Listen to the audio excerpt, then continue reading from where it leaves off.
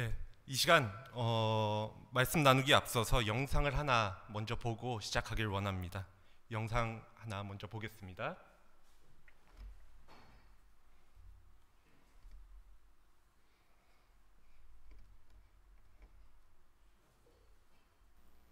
오늘 새벽 경기도 의정부시의 4층 빌라에서 불이 났는데요. 긴박한 순간 두 아이를 가슴에 안고 창문에 매달린 30대 아버지와 필사의 구조작전을 펼친 소방대원의 노력 끝에 다행히 일가족 모두 무사히 구조됐습니다. 김영수 기자입니다. 빌라 4층 창문으로 연기가 쉴 새 없이 뿜어져 나옵니다. 소방관 2명이 아래층 창문에 서고 구조작전이 시작됩니다.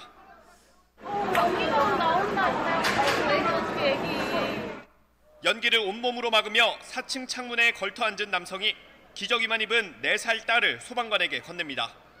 뒤이어 11개월 아들을 건넨 순간 창문이 연기로 휩싸입니다. 경기도 의정부 호원동의 4층 빌라에서 불이 난 건 새벽 6시 반쯤.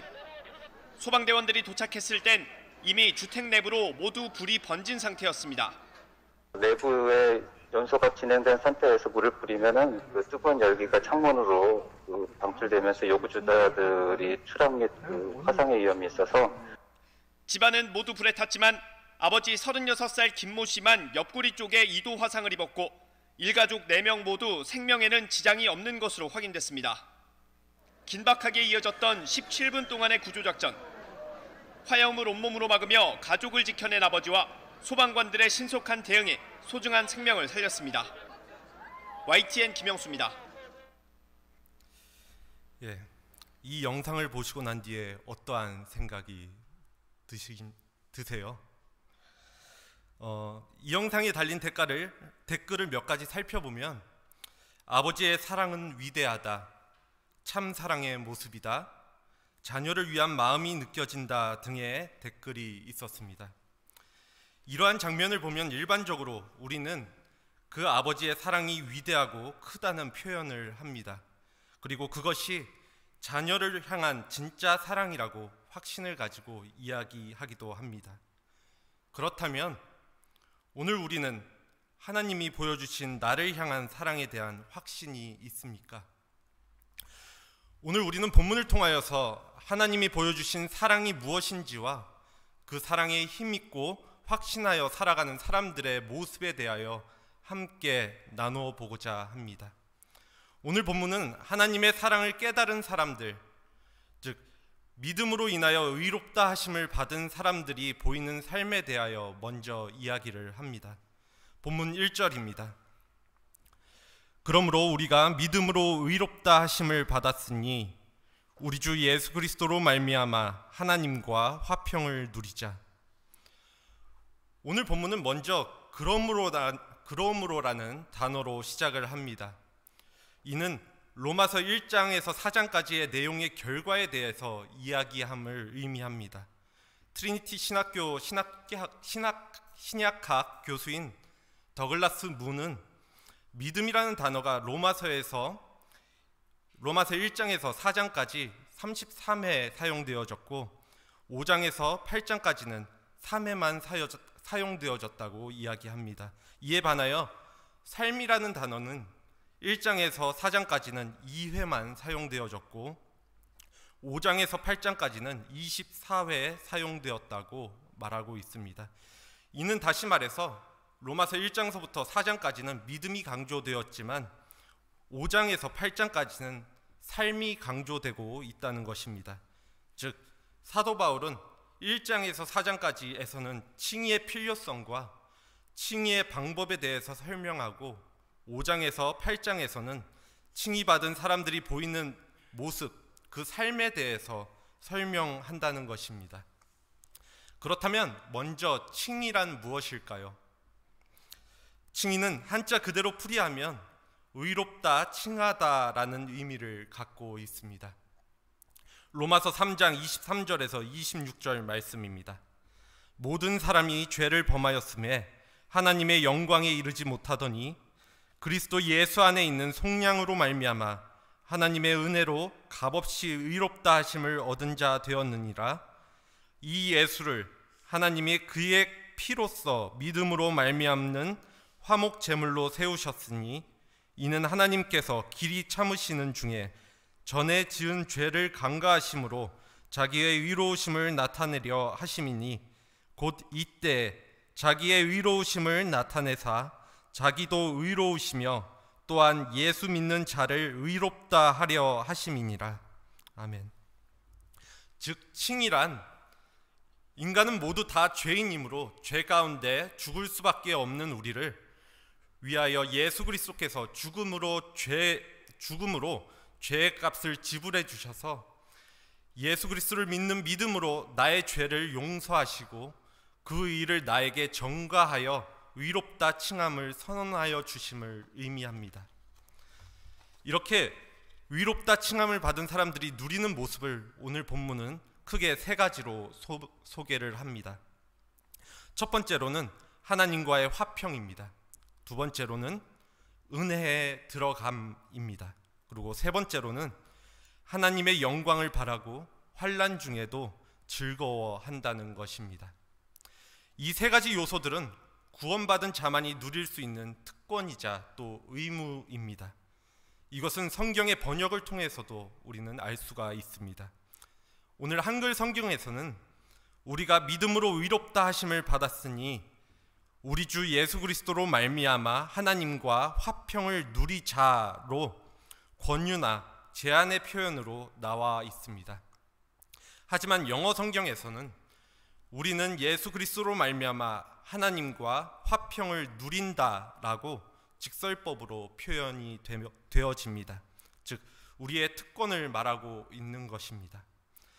하나님과 화평을 누리는 것은 구원받은 자만이 누릴 수 있는 특권인과 동시에 그 관계를 계속 유지하도록 노력할 의무라는 것입니다. 이것은 동전의 양면과도 같습니다.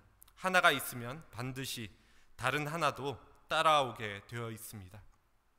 그래서 사도 바울이 소개한 이 세 가지 요소, 그 하나님과의 화평, 또 은혜에 들어감, 또 하나님의 영광을 바라고 환난 중에 즐거워하는지가 우리에게 있는지 살펴볼 필요가 있습니다. 또 동시에 우리는 이 세 가지 요소를 계속해서 추구할 필요가 있습니다. 먼저 본문에서 소개하는 믿음으로 의롭게 된 성도의 특권과 의무는 하나님과의 화평입니다. 본문 1절을 다시 한번 보겠습니다. 그러므로 우리가 믿음으로 의롭다 하심을 받았으니 우리 주 예수 그리스도로 말미암아 하나님과 화평을 누리자. 여기서 주의해야 할 것은 하나님의 화평이 아니라 하나님과 화평입니다. 우리가 구원받은 이후 첫 번째 누리는 특권은 하나님과 평화의 관계를 맺는 것입니다. 이 말씀을 거꾸로 생각해 보면 구원받기 전에 관계는 하나님과의 화평의 관계가 아니었다는 것입니다. 마찬가지로 세상 사람들 역시 아직 하나님과 화평의 관계가 아니라는 것을 의미합니다. 본문 이후 9절과 10절에서 이것을 잘 묘사해 주고 있습니다. 하나님과 우리의 관계가 하나님의 진노 아래에 있었고 하나님과 원수되었던 관계였다는 것입니다. 이 관계는 인간의 조상인 아담의 번제로부터 인하여 온 인류에게 적용된 관계입니다. 사도 바울은 이 내용을 오늘 본문 이후에 12절에서 21절에 자세하게 설명합니다. 아담이 범죄한 후 제일 처음 보인 반응을 여러분들은 잘 알고 계실 것입니다. 아담이 선악과를 먹고 그 범죄를 하고 보인 반응은 하나님을 피하여 숨었다는 것입니다. 왜 하나님을 아담은 피하여 숨었을까요?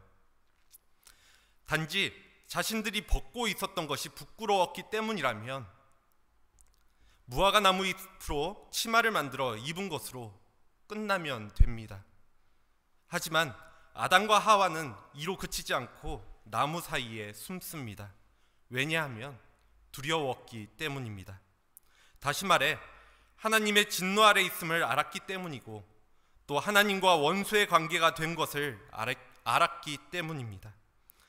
아담은 이전까지 하나님과 화평의 관계를 맺은 사람이었기 때문에 선악과를 먹은 자신의 죄가 하나님과의 관계를 깨트린다는 것을 알고 있었습니다.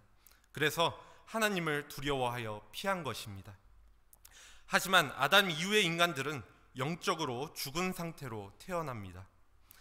그래서 이들은 아예 하나님과의 관계에 관심이 없고 감각도 없이 살아갑니다. 하지만 믿음이 있는 사람들은 하나님과의 관계가 멀어지면 불편해지기 시작합니다. 왜냐하면 영이 살아있기 때문입니다. 하나님과의 화평이 회복된 사람은 하나님의 화평을 함께 누릴 수 있습니다. 이는 하나님의 진노, 하나님과의 원수의 관계가 끝났기 때문이고 이제는 하나님의 사랑을 받는 자녀가 되었기 때문입니다. 이렇게 믿음으로 의롭다 칭함을 받은 사람은 하나님의 사랑을 받는 자녀로서 하나님과 화평을 누리며 살아갑니다. 구원받은 사람의 두 번째 특권이자 의무는 은혜에 들어간다는 것입니다. 2절 전반부입니다. 또한 그로 말미암아 우리가 믿음으로 서 있는 이 은혜에 들어감을 얻었으며, 은혜란 받을 자격 없는 사람에게 하나님이 값없이 또 공로 없이 거저 주시는 것입니다. 하나님의 은혜를 받으면 하나님과의 관계가 회복되어지고 또 이 은혜 안에 들어갈 수 있습니다. 이것은 우리에게 굉장한 축복입니다. 이 은혜에 들어감을 얻었다는 말씀을 깊이 다시 한번 살펴보면 두 가지의 의미로 구분할 수가 있는데, 첫 번째로는 은혜에 들어갔다는 의미가 있고, 두 번째로는 우리가 그 안에서 계속 머물러 있다는 것을 의미합니다. 먼저 은혜에 들어갔다는 말은 더 정확하게는 은혜에 들여보내졌다라는 수동적인 의미를 가지고 있습니다. 이는 우리가 원래는 들어가기에 부적합한 존재라는 점과 누군가 우리를 은혜 속으로 들여보내 주어야 함을 인정해야 한다는 것입니다. 그리고 우리는 들여보내진 이 은혜 안에 계속하여 확고하게 서 있다는 것입니다. 로마서 8장 39절 말씀입니다. 높음이나 깊음이나 다른 어떤 피조물이라도 우리를 우리 주 그리스도 예수 안에 있는 하나님의 사랑에서 끊을 수 없으리라. 의롭다함을 얻은 사람은 하나님과의 관계를 다른 어떠한 것으로도 끊을 수 없습니다. 이렇게 믿음으로 의롭다 칭함을 받은 사람은 은혜 가운데 살며 은혜로부터 떨어지지 않고 확고하게 서서 살아갑니다. 구원받은 사람의 세 번째 특권이자 의무는 하나님의 영광을 바라고 또 환난 가운데서도 즐거워한다는 것입니다. 즉, 삶 가운데 즐거움이 넘친다는 것입니다. 2절 후반부와 3절 전반부입니다. 하나님의 영광을 바라고 즐거워하느니라. 다만 이뿐만 아니라 우리가 환난 중에도 즐거워하나니. 믿는 자들은 소망을 품고 있기에 즐거워합니다. 그리스도인의 소망은 좋은 날씨, 또 시험의 합격이나 인생의 좋은 결과를 바라거나 또 가족의 건강을 바라는 것처럼 일상적이고 평범한 소망을 이야기하고 있지는 않습니다. 이것은 하나님의 약속에 근거한 확실한 소망을 의미합니다. 우리의 소망의 대상이 누구일까요?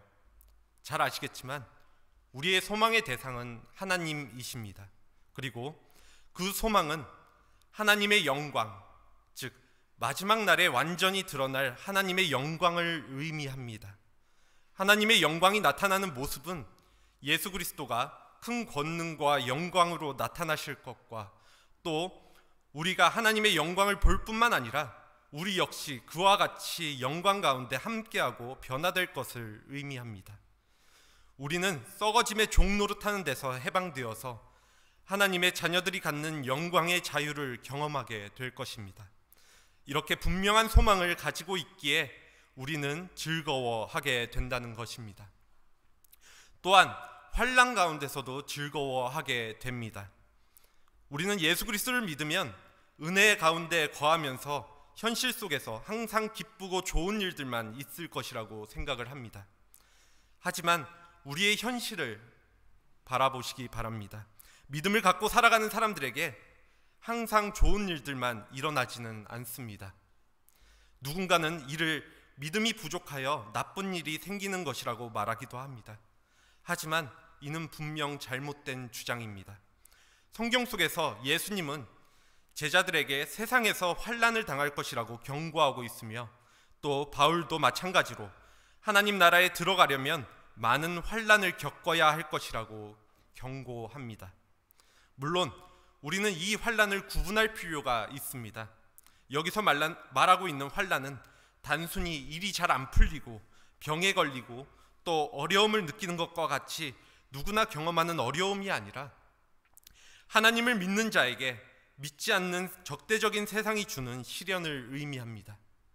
세상이 주는 적대적인 시련 가운데 그리스도인들은 그 환난으로 인해 낙담하거나 좌절하지 않고 오히려 즐거워해야 한다는 것입니다. 이렇게 예수 그리스도를 믿음으로 나에게 다가오는 세상의 시련과 또 어려움에 대하여 우리가 취해야 할 태도는 강한 인내로 이를 꿋꿋하게 견디고 참아내라는 것이 아닙니다. 정확히는 그 안에서 소망이 있기에 즐거워해야 함을 의미합니다. 본문 3절과 4절입니다. 우리가 환난 중에도 즐거워하나니 환난은 인내를, 인내는 연단을, 연단은 소망을 이루는 줄 알미로다. 이렇게 우리가 환난 중에 즐거워할 수 있는 이유는 고난 자체 때문이 아니라 고난의 배후에 하나님의 의도하시는 근본적인 이유가 있기 때문입니다. 예수님 역시 이러한 고난이 있으셨으며 또 예수님을 믿는 우리에게도 이러한 고난이 따라오게 되어 있습니다. 로마서 8장 17절 말씀입니다. 그리스도와 함께 한 후사이니 우리가 그와 함께 영광을 받기 위하여 고난도 함께 받아야 될 것이니라. 그리스도인은 환난을 통하여 인내함을 배우고 또 인내함으로 우리는 믿는 자로서 더욱 성숙되어져 갑니다. 그리고 그 성숙되어져 감으로 소망 가운데 살아갈 수 있습니다. 또 그 고난이 가져다 주는 유익을 바라보기 때문에 우리는 기뻐할 수 있습니다. 물론 환난 자체는 즐거운 것이 아닙니다. 하지만 환난이 가져다 줄 유익한 결과를 생각하면 그 환난을 즐겁게 통과할 수 있다는 것입니다. 그렇기 때문에 우리는 고난과 영광 모두를 기뻐해야 합니다. 즉 현재의 고난과 시련만을 놓고 본다면 이를 이겨내기 어렵지만 우리에게 비추어질 영광의 모습들을 기대하고 소망하면서 기쁨으로 이길 수 있다는 것입니다. 이렇게 의롭다 하심을 받은 사람들의 모습에 대하여 하나님과의 화평을 누리고 은혜에 들어감을 얻으며 또 영광을 바라고 환난 중에서도 즐거워함에 대해서 소개한 바울은 이 모든 모습이 한 가지 전제에서 시작한다는 사실을 강조합니다. 그것은 하나님의 사랑이 하나님이 우리를 사랑하시기에 가능하다는 것입니다. 5절 후반부입니다. 우리에게 주신 성령으로 말미암아 하나님의 사랑이 우리의 마음에 부은 바 됨이니, 성령 강림 주일에도 잠깐 소개해 드렸지만 성령은 믿는 모든 자에게 주시는 하나님의 선물입니다. 그리고 이 성령이 행하는 사역 가운데 한 가지는 우리에게 하나님의 사랑을 알게 하고 또 부어주는 일입니다. 그리고 하나님의 사랑이 부어지면 조금 전에 말씀드린 믿는 자들의 모습이 드러나게 된다는 것입니다. 바울은 하나님의 사랑에 대하여 로마서 8장 37절과 39절에서 그 어떠한 어려움에서도 우리를 사랑하신 이로 말미암아 넉넉하게 이긴다고 했고, 또 그 어떤 세상의 인연과 권력도 우리를 예수 안에 있는 하나님의 사랑에서 끊을 수 없다고 기록합니다. 바울이 말하는 하나님의 사랑은 우리가 알고 있듯이 로맨틱하고 또 낭만적인 어떠한 추상적인 개념의 것이 아니라 구체적인 예수 그리스도의 사건을 의미합니다. 어떠한 사람들은 하나님의 사랑을 보여달라고 막연하게 기도합니다. 또는 자기의 기도를 들어주면 하나님의 사랑을 확신할 수 있다고 말하기도 합니다. 하지만 잘 아시다시피 이는 바른 길이 아닙니다. 그렇다면 우리는 어떻게 하나님의 사랑을 깨달을 수 있을까요? 우리가 하나님의 사랑을 경험하는 최선의 길은 예수 그리스도를 더 깊이 알아감에 있습니다. 본문 6절과 7절에서 예수 그리스도가 어떠한 분인지를 소개합니다. 그리스도께서는 우리가 아직 약할 때 경건하지 않는 사람을 위하여 죽으셨습니다. 우리가 아직 약할 때에는 우리가 죄에 의하여 지배당하고 있을 때를 의미합니다. 우리가 죄에 저항하고 죄의 유혹을 거부할 만큼 강하지 못할 때, 우리가 아직 무력하고 무능할 때, 그때 예수님께서 우리를 위해 죽으셨습니다. 경건하지 않는 사람, 즉 죄인을 위해 예수님께서는 죽으셨다는 것입니다. 의인을 위해서라도 죽을 사람은 거의 없습니다. 더욱이 선한 사람을 위해서라도 감히 죽을 수 있는 사람은 드뭅니다. 이미 의로운 사람, 또 이미 선한 사람을 위해서, 그 사람을 살리기 위해서 대신 죽을 사람도 찾아보기 힘듭니다. 그런데 예수님은 우리가 아직 죄인 되었을 때 우리를 위해 죽으셨습니다. 왜냐하면 우리를 모든 불법에서 건져내시고 또 깨끗하게 하셔서 선한 일에 열심을 내는 백성으로 삼으시기 위해서입니다. 그래서 우리가 세상에서 환난을 당하기도 하는 것인데, 그 환난이 우리에게 희망을 가지게 합니다. 그리고 그 희망은 우리를 부끄럽게나 실망시키지 않습니다. 왜냐하면 희망은 예수 그리스도께서 죽음으로 약속하신 하나님의 사랑이시기 때문입니다. 또 예수 그리스도의 사건이 하나님의 사랑인 이유는 그것이 구원의 유일한 길이기 때문입니다. 예수 그리스도를 통한 구원은 유대교가 주장하는 율법과는 차원이 다릅니다. 유대교에서는 구약의 약속들을 성취하기 위해서 규례나 율법을 지켜야 한다고 이야기하지만, 기독교에서는 예수 그리스도로 인하여 이제 우리는 행위와 업적으로부터 자유로워졌다고 이야기합니다. 즉, 구원을 위해서 우리의 노력으로 행해야 할 일이 하나도 없다는 것입니다. 이 사실을 정확하게 잘 이해하셔야 합니다. 물론 우리가 그것이 잘 이해되지 않는 이유는 우리가 이 세상의 작동 원리에 완전히 길들여졌기 때문입니다. 일반적으로 사람들은 모든 것을 거래의 개념으로 또는 어떤 일에 대하여 얻게 되는 개념으로 접근을 합니다. 이러한 개념 하에서는 똑똑한 사람은 공부도 잘해야 하고 또 돈도 잘 벌어야 합니다. 또 못난 사람은 못 살아야 합니다. 좋은 뜻이라고 하더라도 모든 게 투자한 만큼 얻을 수 있다는 기브 앤 테이크의 원리로 돌아갑니다. 그래서 믿음도 그러한 차원에서 생각을 합니다. 율법 종교가 그것을 가리킵니다. 거기에서는 해야 할 것과 하지 말아야 할 것을 상세하게 규정하는데, 그 규범대로 잘 하는 사람이 종교적으로도 의로운 사람이라고 가리킵니다. 그런데 바울은 여기에서 놀라운 주장을 합니다. 예수의 십자가 부활 이후 그러한 모든 규정과 규범은 이를 초월했다고 말입니다. 그 방식으로는 아무도 구원받을 수 없다는 것입니다. 이제 우리에게 요구되는 것은 단 한 가지입니다. 바로 예수님을 믿는 것입니다. 우리가 노력한 것에 따라 얻어지는 결과가 아니라 예수님에게 일어난 사건을 통하여서 단지 믿음만으로 구원을 받을 수 있게 되었습니다. 그 외에는 우리에게 요구되는 것이 없습니다. 유대인이나 헬라인이나 가릴 것 없이 믿음으로만 의롭다고 인정받는 길이 열렸다는 것입니다. 그래서 그것을 신약 성서에서는 복음이라고 이야기합니다. 이 모든 일이 하나님의 사랑 말고는 해명이 불가능합니다. 이러한 하나님의 사랑이 마치 항아리 속에 물을 채워지듯이 우리의 마음에 넘치게 채워지면 하나님의 영광에 참여할 희망으로 기뻐하고 또 그것을 자랑하면서 살아가게 됩니다. 또 그러한 사람은 환난까지도 기뻐할 수 있습니다. 이것이 복음을 통하여 나타나는 능력이라는 것입니다. 이제 말씀을 정리하고자 합니다. 하나님의 사랑은 우리가 표현할 수 있을 정도보다 엄청나게 큽니다.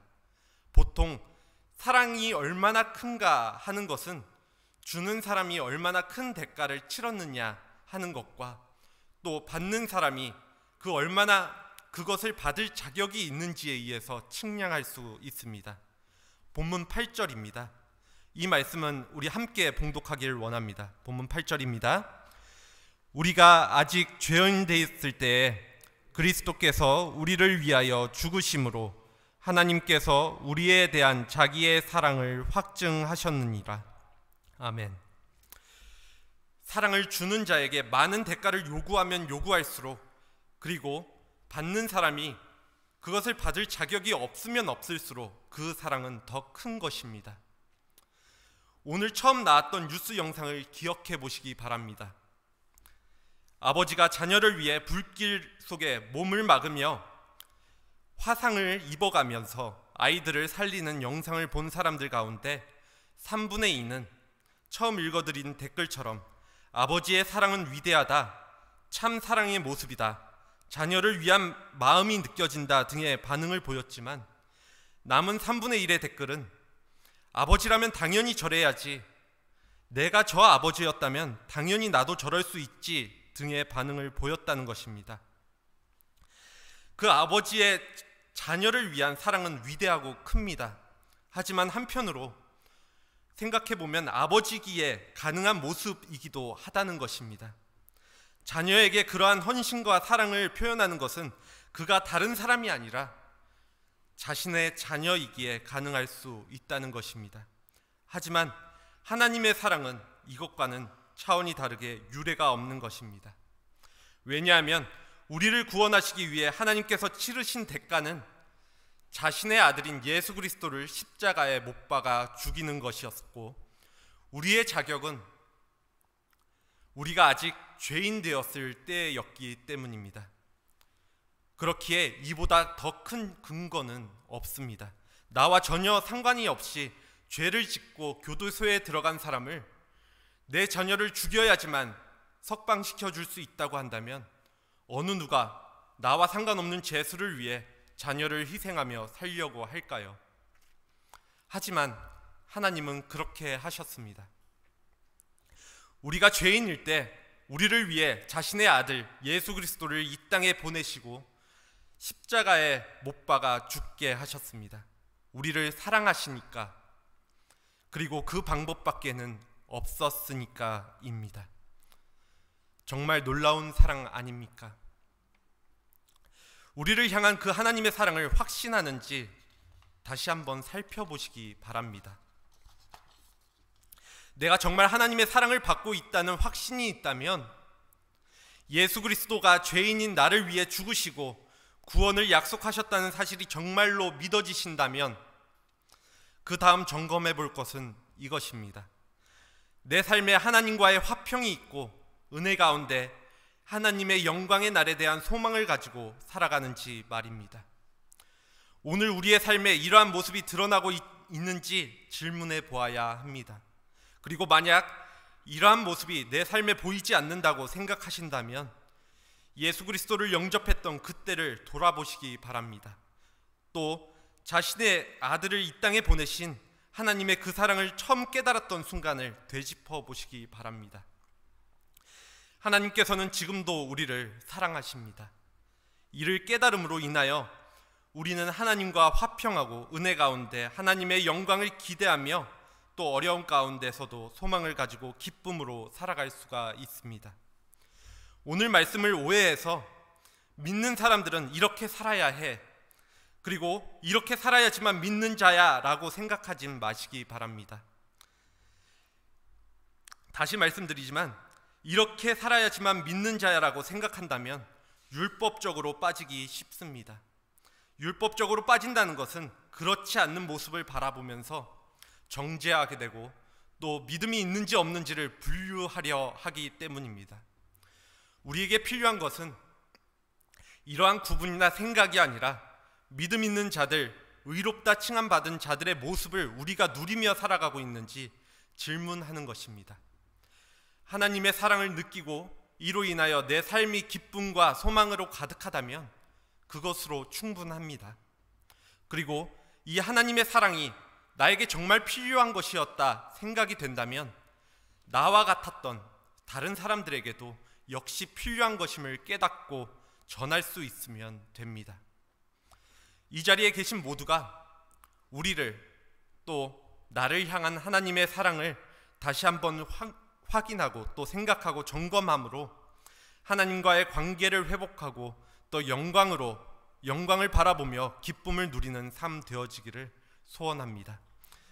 이 시간 함께 기도하겠습니다.